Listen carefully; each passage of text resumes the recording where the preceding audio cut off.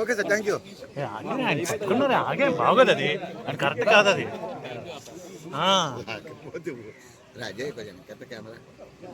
Thank you sir. Thank you sir. ఇప్పుడు నేను sir just మీరు చేయండి సార్, చేయండి సార్. మీరే సార్. మోడీ మోడీ మోడీ చోరే మోడీ చోరే మోడీ చోరే.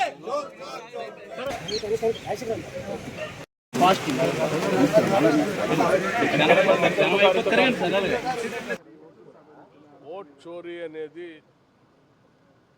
భారతదేశంలో ఉన్నటువంటి పౌరుల యొక్క హక్కుని కాలరాయటమే.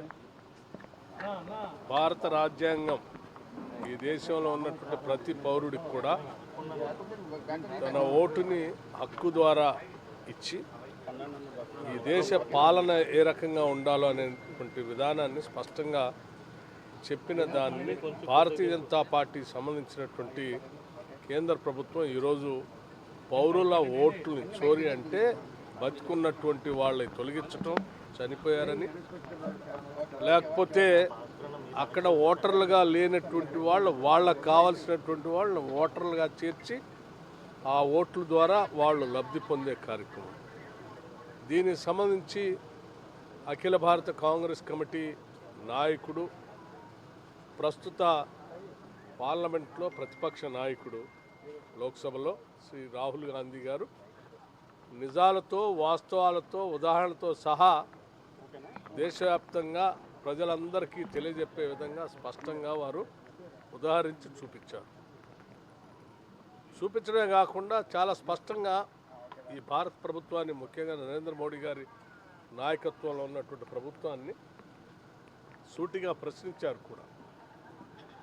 ఓటు చోరీ ద్వారా ప్రజాస్వామ్యాన్ని కూనీ చేస్తూ ఉన్నారు, తద్వారా భారత ప్రజాస్వామ్యం పైనే దాడి జరుగుతూ ఉంది, తద్వారా భారత రాజ్యాంగాన్ని కూడా తూట్లు పడవాలన్నటువంటి ఒక కుట్ర దీంట్లో దాగి ఉన్నది.